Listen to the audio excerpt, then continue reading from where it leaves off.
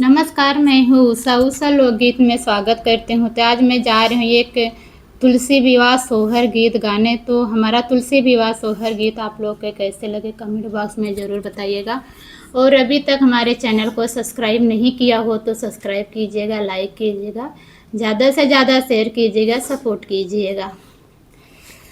सोने के टिकुलिया लावई कान्हा ता तुलसी के दई दिहले, तुलसी के दई दिहले हो तुलसी सटली सोने के टिकुलिया ता पनिया भरई गईलिनी हो तुलसी सटली सोने के टिकुलिया ता पनिया भरई गईलिनी हो।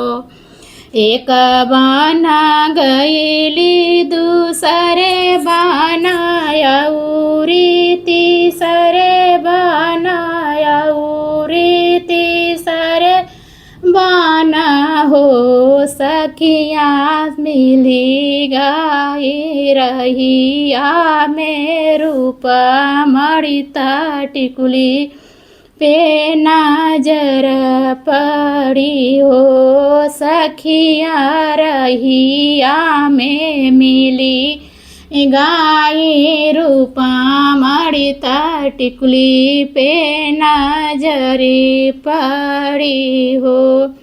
केहू देही सोने के टिकुलिया ता केहू देही घड़ी लाता केहू देई घड़ी लाई हो तुलसी के भेजई पानिया के तो हो के ता पानिया भरन आयु हो तुलसी के भेजई पानिया के तो हो के ता पानिया भरन आई हो।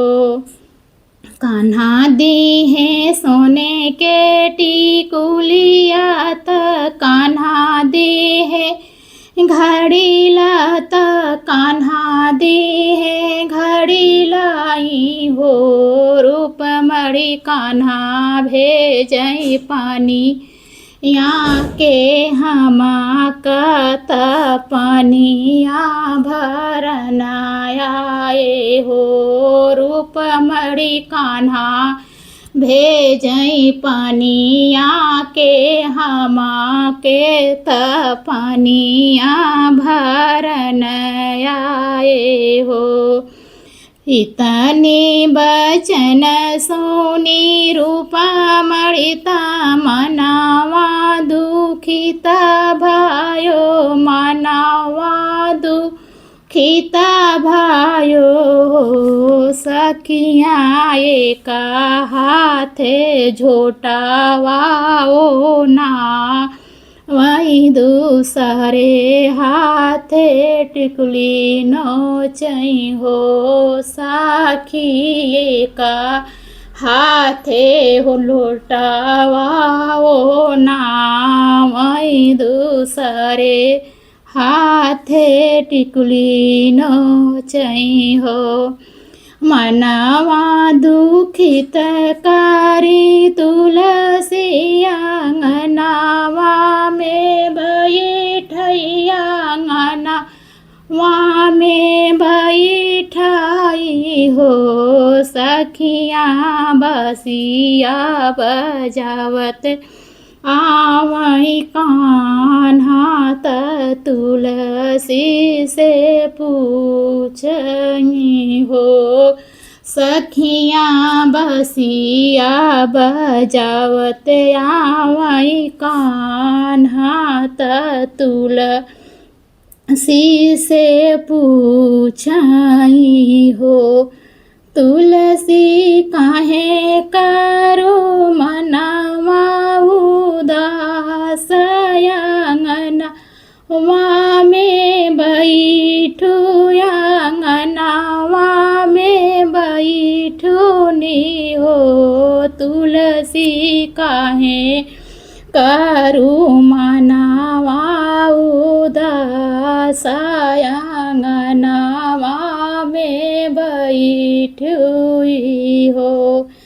चुप रहा हे कान्हा चुप रहा बाताजीनी पूछा दुई बाताजीनी पूछाऊ हो कान्हा तो हो रे कारण कह लड़ैया त मनावा दुखित भयो हो। कान्हा तोहरे कारण की है हम लड़ैया त मनावा दुखित भयो हो। एक हाथ रुपड़े हमारा झोटा खींचई हो कान्हा झोटा खींचई हो कान्हा बेका हाथे टीकू उली जाली हाली त मनावा दुखित भये हो। कान्हा दूसरे हाथे नोचाली टिकुलिया त मनावा दुखित भयो।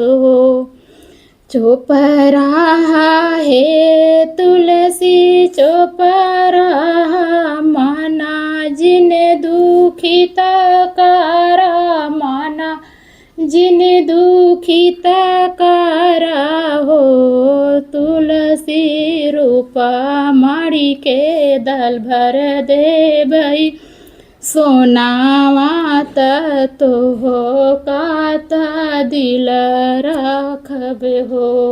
तुलसी रूपा माड़ी के देबई दल भर सोनावा तो हो काता दिल में रखबई हो।